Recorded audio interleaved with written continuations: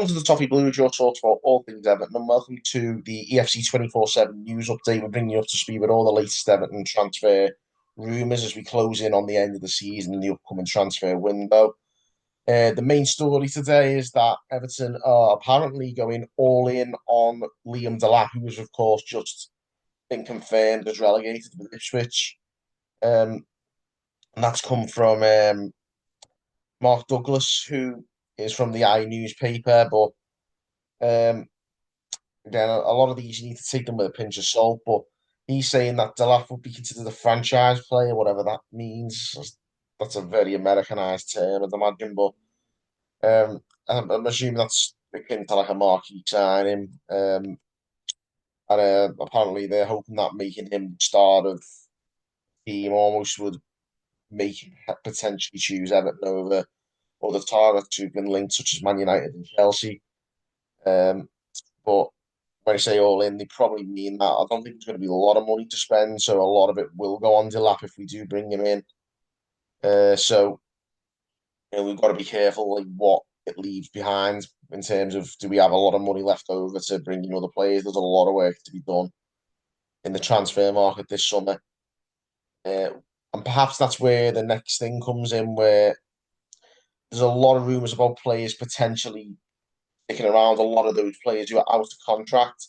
And Mark Douglas again suggests that David Moyes would be open to keeping older Jack Harrison, whose loan is up at the end of the season, due to return to Leeds, who of course have been promoted now. What that means for Harrison, I'm not sure, but according to Mark Douglas, he liked his attitude and seemed to be open to keeping him around next season, which is very much up for debate considering his end product is very poor. He's only scored once and assisted once, I think, this season. Not good stats at all. And in the same breath, there's also rumours about Dominic Calvert-Lewin potentially sticking around as well. And so, Mark Douglas has been very busy on the transfer rumour front as far as Everton are concerned. And according to Mark Douglas, Calvert-Lewin's representatives have been in contact with David Moyes and they're going to consider a new deal at Everton. Um, Again, I'm not 100% convinced this is the right move, but if David Moyes is confident that he can get something out of Dominic Calvert-Lewin, then I suppose we've got to trust him. But it's quite underwhelming, the idea of him sticking around, given his poor goal output, even when he has been fit. Even Beto, for all his flaws, seems to have done a better job of it this season than Calvert-Lewin has in recent years.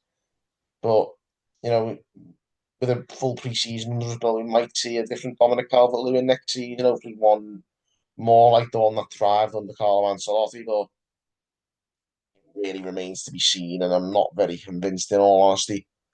But we'll see what happens on that front. Calvert-Lewin and Harrison, I was expecting both of them to have played the last games for Everton by the end of the season, but who knows, we could see them here next year. I think it'd be a bit underwhelming, but if that's the situation we still find ourselves in, and we've got to save money to bring in some more important players in more pressing positions, then so be it. But personally, I'd certainly in terms of Harrison at least, I'd be prioritising bringing in a new right winger, and if we have even with a small budget, I'd be prioritising that to bring a new winger in place of Harrison, even if that's as far as the budget will stretch. Just one more transfer rumour. Nuno Tavares, the Portuguese left back, plays for Lazio, and Gianluca Di Marzio has leaked a potential story that either Everton, Fulham, or Juventus could be going after him this summer. Nuno Tavares is a left back, uh, pretty decent, not bad left back at all. Um, he's very pacey. I wouldn't particularly say he's a major upgrade on Mikalenko. I think Mikalenko's had a solid season, certainly since Moyes has come in. I'd be happy to keep Mikalenko around next year. Like I say, there's a lot of worse problems in this squad that need to be addressed before we deal with bringing in a new left back. But if it's possible, maybe it's a loan deal that we're looking at. If that's something Lazio would sanction, then maybe we could do that. But I'm not, like I say, I think there's so many more pressing matters in the Everton squad that we could be dealing with the limited funds that we'll probably have this summer. So I don't know if this will be a goer. And again, the Italian transfer rumour mill, above all, tends to be quite loose with their rumours. They don't seem to have a lot of evidence behind them. So I could probably count on one hand the amount of rumours that Italian outlets have put out in the last few years that have actually come to fruition. So again, very much pinch of salt material. One more rumour with the playing staff. The Everton women's team have kept Claire Wheeler on with a new 2-year contract.